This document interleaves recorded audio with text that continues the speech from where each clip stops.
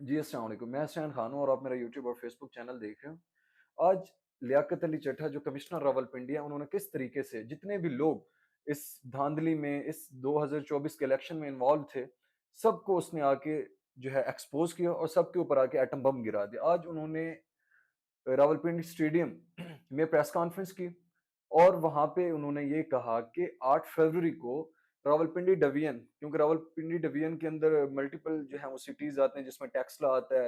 اور گجر خان ہو گیا، چکری ہو گئی، پنڈی کی خود 3-4 سیٹیں ہیں، کہ 13 ایسے امیدوار تھے جو جیتے ہوئے تھے، جو 70,000 کی لیڈ سے جیت رہے تھے۔ تو ہم نے ان کو جو ہے 50,000 کی لیڈ سے ہروا دیا، اور وہ جیتے ہوئے کینڈیڈیٹ تھے۔ ان کو ہم نے دباؤ میں، ہمارے اوپر اتنا پریشر تھا کہ ہم نے ان کے جو ہے وہ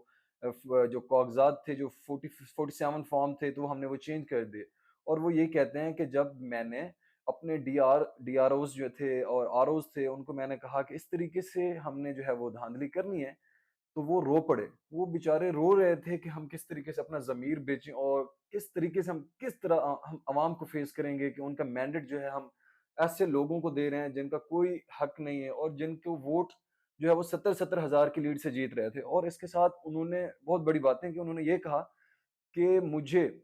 اعتراف جرم میں اپنا جرم قبول کرتا ہوں کہ میں نے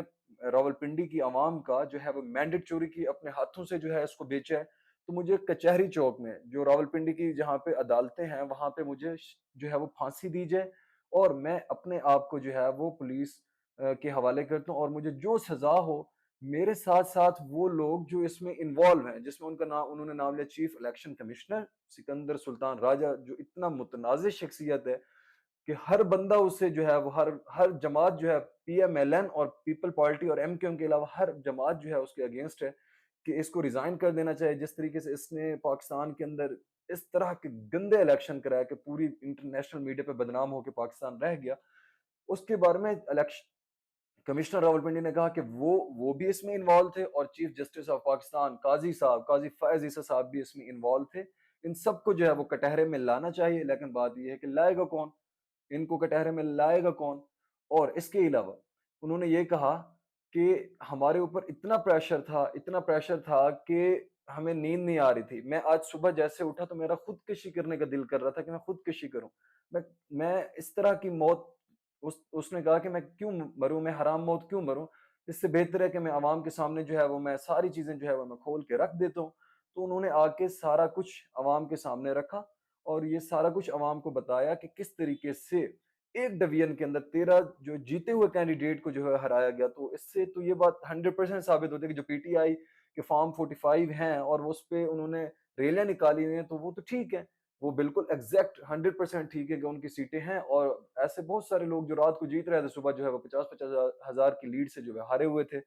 اور کچھ مخصوص جماعتیں جس میں پی ایم ایل این ہے، اور وہ یہ پتہ کیا کہہ رہی ہے کہ جی لیاقت علی چٹھا جو ہے وہ دماغی طور پہ ان کا توازن ٹھیک نہیں ہے۔ رانا ثناء اللہ کہہ رہے ہیں جی وہ میرے دوست ہیں، لیکن وہ ان کا دماغی توازن ٹھیک نہیں ہے۔ لیکن ان کی اپنی فیملی جو ہے، انہوں نے ایک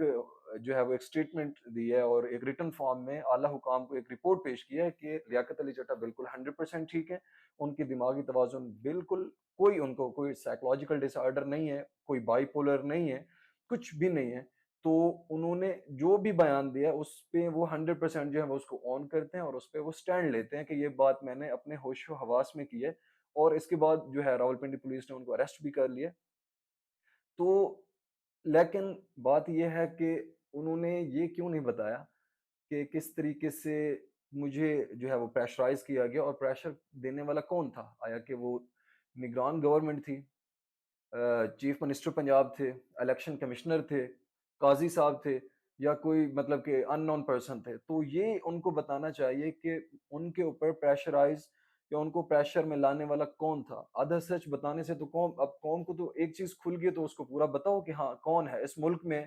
اصل جو ہے وہ کون، جو ہے وہ پورا سسٹم کی انارکی چاہتا ہے کہ کس طریقے سے لوگوں کے مینڈیٹ کو چوری کیا جائے۔ اور انہوں نے آخر میں ایک بات اور کی کہ میں 1971 میں جس طریقے سے پاکستان کو توڑا گیا، میں اس توڑنے کے عمل میں شریک نہیں ہو سکتا۔ یہ وہی سازش ہو رہی ہے جس طریقے سے 1971 میں اسی طریقے سے ہی